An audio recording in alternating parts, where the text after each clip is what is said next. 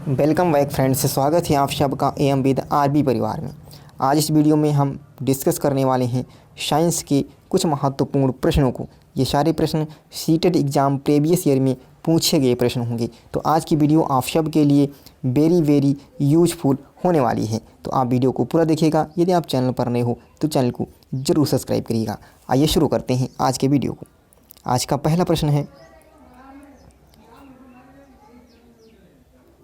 क्षैतिज से कितने कोण पर एक क्रिकेट गेंद को मारा जाए कि वह मैदान पर अधिकतम दूरी तय करे?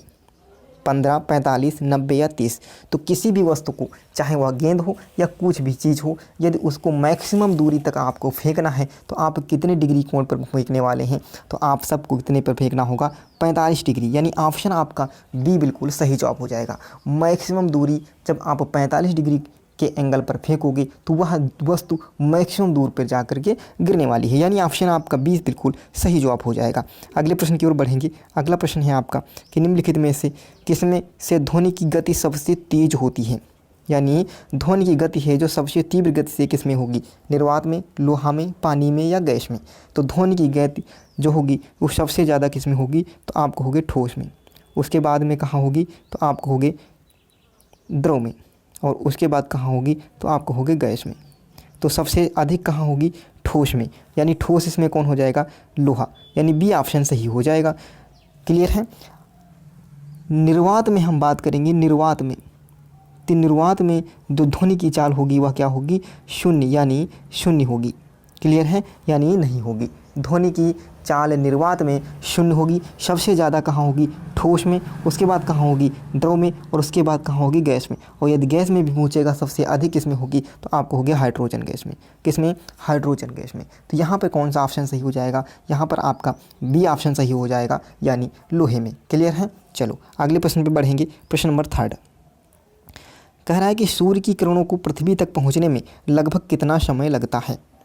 जो सूर्य की किरणें हैं उनको पृथ्वी तक पहुंचने में कितना समय लगेगा? 90 सेकंड, 180 सेकंड, 500 सेकंड या 340 सेकंड? तो आप सबको पता है कितना समय लगता है। तो लगभग में 8 मिनट 20 सेकंड, 8 मिनट 20 सेकंड का समय लगता है। तो इसको आप मिनट में कन्वर्ट कर लोगे तो किसमें? यदि हम 500 सेकंड को मिनट में कन्वर्ट करें, 500 सेकंड को यदि हम मिनट में कन्वर्ट करें तो किससे भाग करोगे? 60 से। ये कट जाएगा। देखो कितना आ जाएगा? 8 छंग 48, यानी 8 मिनट और 20 सेकंड। लगभग में आपका कौन सा ऑप्शन सही हो जाएगा? सी ऑप्शन सही हो जाएगा। कितना? लगभग में 500 सेकंड।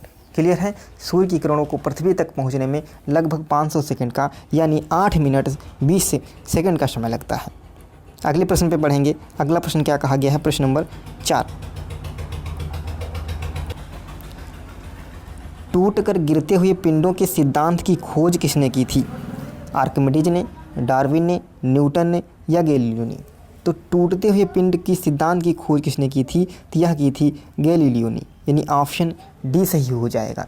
न्यूटन ने गति के 3 नियम दिए थे। गति के 3 नियम दिए थे। कौन कौन से? पहला नियम, दूसरा क्या था? दूसरा नियम और तीसरा नियम। पहला नियम क्या था? जड़त्व का नियम। दूसरा नियम क्या था? F = ma। और तीसरा नियम क्या था? क्रिया प्रतिक्रिया का नियम। तीसरा नियम क्या था? क्रिया प्रतिक्रिया का नियम। तो यहाँ पर ऑप्शन आपका डी जो होगा वो बिल्कुल सही जवाब हो जाएगा।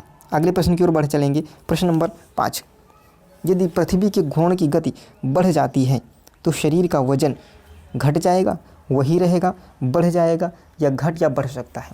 यदि पृथ्वी की जो घूर्णन गति है, पृथ्वी की घूर्णन गति को क्या कर दिया जाए? बढ़ा दिया जाए तो क्या हो जाएगा?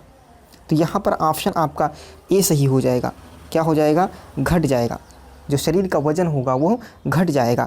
अगले प्रश्न पे चलेंगे। प्रश्न नंबर 6 प्रश्न नंबर 6 क्या कहा गया है कि न्यूटन का पहला नियम के रूप में भी जाना जाता है। यानी न्यूटन के पहले नियम को क्या कहा जाता है? घर्षण का नियम, आघूर्ण का नियम, जड़त्व का नियम या गति का नियम? तो न्यूटन के जो पहले नियम को किस नाम से जाना जाता है? इसे जड़त्व का नियम भी कहा जाता है। यानी ऑप्शन आपका सी जो होगा वो बिल्कुल सही जवाब हो जाएगा। क्लियर है? चलो अगले प्रश्न की ओर बढ़ चलेंगे। अगला प्रश्न क्या है? प्रश्न नंबर 7 यदि किसी प्रकार सूर्य तथा पृथ्वी के बीच की दूरी 2 गुनी हो जाए तो उनके बीच लगने वाला गुरुत्वाकर्षण बल का मान हो जाएगा। यहाँ पर आपको एक फार्मूला याद रखना है। कौन सा? F = G capital G m1 m2 अपान डी स्क्वायर। बस इस फार्मूले से जितने भी प्रश्न होंगे वो आपके सॉल्व होने वाले हैं। यहाँ पर कहा गया है कि उनके बीच की दूरी दुगनी कर दिया जाए। बीच की दूरी क्या है आपकी, d है, इसको आप क्या कर दो, 2 गुनी कर दो। यहाँ पर अभी कितनी है, d है, इसको 2 गुनी कर दोगे तो कितनी हो जाएगी, 2d, और 2d का स्क्वायर करोगे तो कितना हो जाएगा, 4d होगा, 4d, यानी g m1 m2 अपान क्या हो जाएगा, 4d हो जाएगा। तो F बराबर पूछा गया है तो बल का मान हो जाएगा। तो देखो बल का मान कितना हो जा रहा है, 1/4 हो रहा है। कितना हो रहा है, 1/4, यानी चौथाई। कितना हो जाएगा, तो उनके बल के बीच का मान कितना हो जाएगा, चौथाई हो जाएगा। कितना, चौथाई, यानी ऑप्शन आपका डी जो होगा वो बिल्कुल सही जवाब हो जाएगा। क्लियर है। चलो अगले प्रश्न की ओर बढ़ चलेंगे। अगला प्रश्न है कि पृथ्वी के केंद्र पर पिंड का भार है। पृथ्वी के केंद्र पर किसी पिंड का भार होगा 0, अनंत, ध्रुवों पर भार से थोड़ा कम, विषुवत रेखा पर भार से थोड़ा कम। तो यहाँ पर आपका ऑप्शन क्या हो जाएगा, देखो हम जी के मान की बात करते हैं।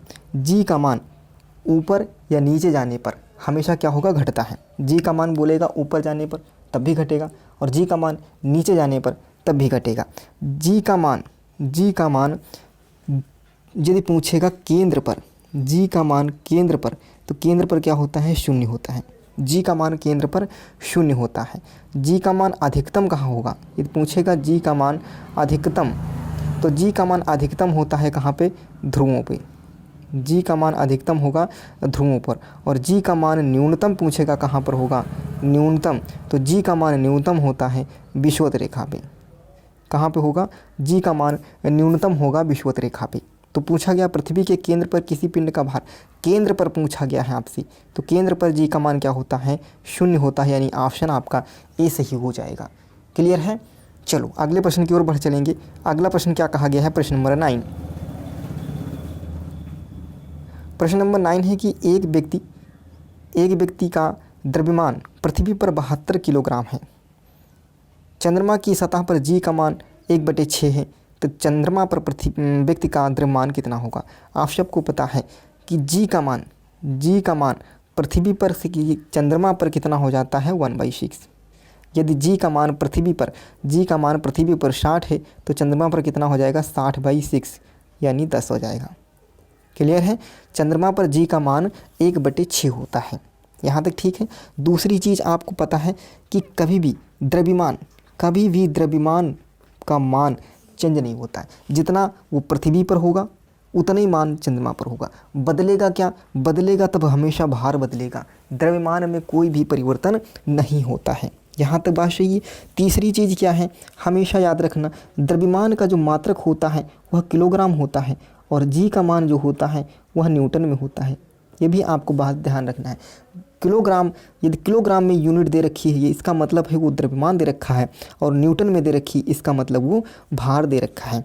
यहाँ पर देखो क्या पूछा गया है, एक व्यक्ति का द्रव्यमान पृथ्वी पर कितना दे रखा, 72 किलोग्राम है।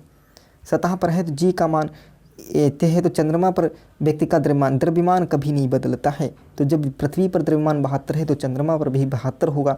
लेकिन यहाँ पर 72 दो जगह मिल गया आपको, 72 किलोग्राम होगा कि 72 न्यूटन होगा। यहाँ पर आपसे द्रव्यमान पूछा गया है, और द्रव्यमान का मात्रक हमेशा क्या होता है, किलोग्राम होता है। द्रव्यमान का मात्रक हमेशा क्या होता है, किलोग्राम, यानी ऑप्शन आपका बी सही हो जाएगा। यदि आपसे भार पूछा जाता, यदि आपसे यहाँ पर भार हम पूछते, तो भार का फार्मूला क्या होता है, W बराबर क्या होता है, mg होता है। W बराबर mg होता है। m का मान आपका यहाँ पर 72 था, और g का मान, यदि हम चंद्रमा पर जाएंगे तो g का मान 1/6 हो जाएगा, 1/6 हो जाएगा। किसका 1/6 हो जाएगा, तो g का मान कितना होता है, तो आपको होगी जी का मान होता है 9.8। इसको हम यदि 10 मान लेते हैं तो ये कितना हो जाएगा, देखो इसको यहाँ से काट करोगे 12, और 12×120 है ना, 12×120। जी का मान 1/6 हो जाएगा, किसका, इसका 1/6 हो जाएगा, जितना जी का मान होगा। तो अब ये भी जो मान निकलेगा, ये डब्ल्यू का मान निकलेगा, ये किस में निकलेगा, न्यूटन में। तो यहाँ पर न्यूटन वाला ऑप्शन जितना भी होगा, क्योंकि द्रव्यमान पूछा गया तो न्यूटन वाला ऑप्शन तो नहीं हो सकता है। यहाँ पर द्रव्यमान का मान कभी भी नहीं बदलता है, तो यहाँ पर जितना पृथ्वी पे था उतनी चंद्रमा पे होगा, यानी ऑप्शन आपका बी सही हो जाएगा। क्लियर है। चलो अगले प्रश्न पे बढ़ेंगे। अगला प्रश्न क्या कहा गया है, कह रहा है कि यदि हम दरवाजे के कब्जे पर तेल लगाते हैं तो घर्षण क्या हो जाएगा, बढ़ जाएगा, घट जाएगा, पूर्णतः समाप्त हो जाएगा या अपरिवर्तित रहेगा। तो भैया जब तेल लगाएंगे कब्जे पर तो घर्षण क्या हो जाता है, कम हो जाता है, यानी घट जाता है। ऑप्शन आपका बीज होगा, बिल्कुल सही जवाब हो जाएगा। अगले प्रश्न पे चलें। अगला प्रश्न क्या है, अगला प्रश्न है प्रश्न नंबर 11। प्रश्न नंबर 11 क्या कह रहा है, 25 किलोग्राम भार तुल्य होगा। तो आपको पता है कि भार W बराबर क्या होता है, mg होता है, होगा। अब देखो यह दे रखा है 25 किलोग्राम, तो यह क्या दे रखा है, W दे रखा है कि m दे रखा है। मैंने बताया है कि किलोग्राम का मान हमेशा किस में होता है, द्रव्यमान। यूनिट यदि किलोग्राम है तो वह द्रव्यमान दे रखा है, यदि वह न्यूटन में है तभी भार होगा। तो यहाँ पर आपसे पूछा गया है W, तो हम यहाँ देखो यूनिट पूछा गया है W, तो W m का मान दे रखा है आपका कितना, 25 दे रखा है, और G का मान कितना होगा, तो ये हो जाएगा 9.8 होगा, 9.8 मल्टीप्लाई करेंगे 25 8 220 मिलेगा, 25 से 9 225 45 245 कितना हो जाएगा, 245 और एक के बाद दशमलव लगा देंगे, यानी 245। अब 245 न्यूटन आएगा कि किलोग्राम आएगा, तो हमेशा याद रखना W, जो W मतलब भार का मात्रक क्या होता है, न्यूटन। तो 245 न्यूटन आएगा, यानी कौन सा ऑप्शन सही हो जाएगा। देखो 245 किग्रा भी दे रखा है, ये तो द्रव्यमान का होगा, यहाँ पर ऑप्शन आपका सी सही हो जाएगा, 245 न्यूटन। ठीक है, यदि किलो भार का मात्रक पूछता है तो न्यूटन होगा, हमेशा भार का मात्रक किलोग्राम मत कर दीजिएगा। क्लियर है, तो यहाँ पर ऑप्शन सी सही हो जाएगा। तो कैसा लगा आज का सेशन कमेंट बॉक्स में ज़रूर बताइएगा। यदि आप चैनल पर नए हो तो चैनल को ज़रूर सब्सक्राइब करिएगा और बेल आइकन को ज़रूर प्रेस करिएगा। थैंक यू, धन्यवाद।